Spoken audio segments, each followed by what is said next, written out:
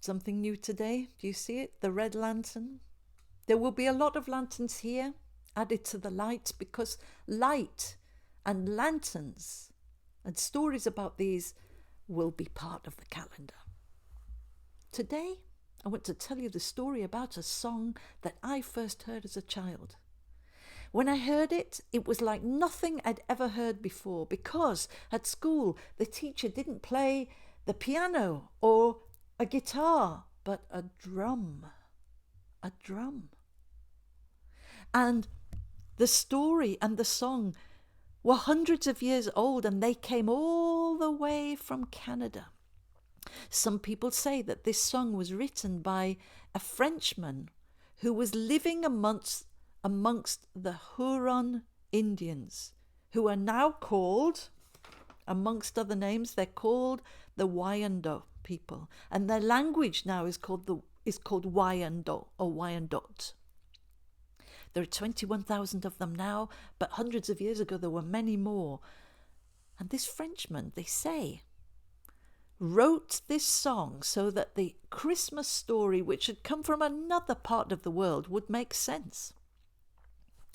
Other people say that a Frenchman heard this song being sung by one of the Huron near Lake Georgia. I believe that's right. Whatever happened? It was an interesting song to me as a child in a big city in the north of England in the 1960s. It spoke about people who lived outside, who were hunters, who traded in furs, who had another name for God, for the divine Gitche Manitou. And the baby wasn't in a cradle, wasn't in a manger. The baby was wrapped in rabbit skin. And I loved this because I had a coat with a white rabbit skin collar. To tell this story, I draw your attention to the skin that I'm wearing. The animal skin, from a sheep in this case. But the Huron Indians, they traded in skins. They were hunters, and they traded in beaver skin and fox skin and maybe many more. They traded with the French. And anyway, you can learn about them online. Here is the story of the song. We were all going to represent this group of children I was with. We were representing our school in the great Christmas carol concert that you only had one chance to go to at school.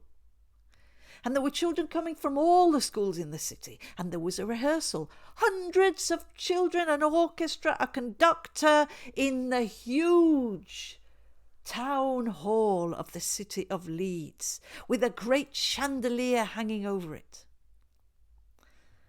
The same time that winter, there was a strike by the miners who dug the coal that we used for electricity to light our houses.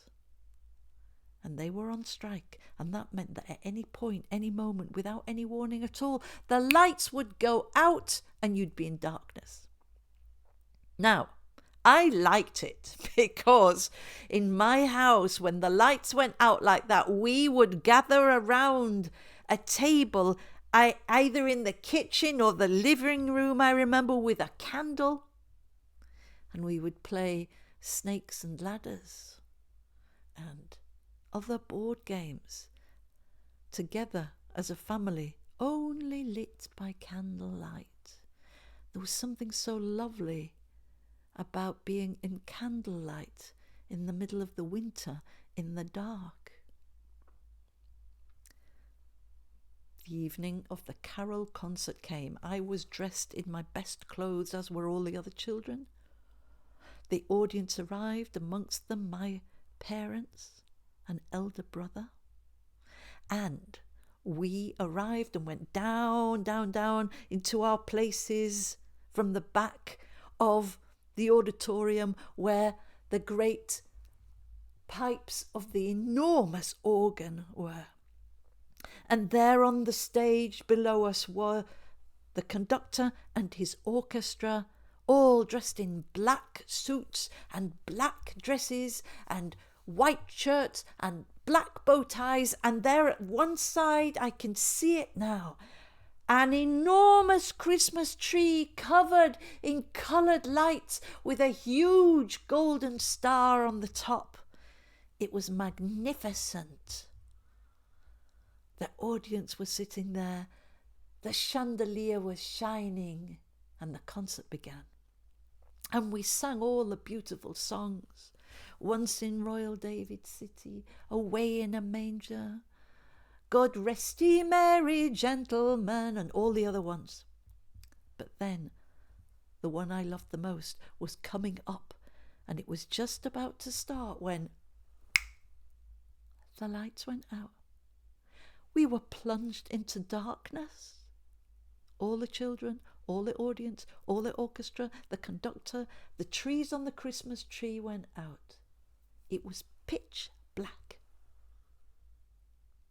What to do? The concert was destroyed. But then, one tiny spark of light appeared in the audience. Somebody with a torch or maybe a lighter in their pocket.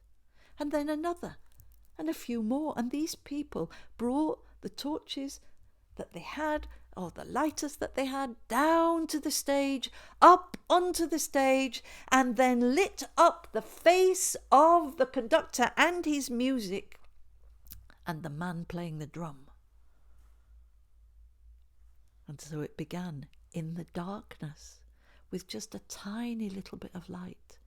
The drum, da da da da da da da da da da, and we sang the song. 'Twas in the moon of winter time, when all the birds had fled, that mighty Gitchy Manitou sent angel choirs instead. Before their light the stars grew dim, and wandering hunters heard the hymn.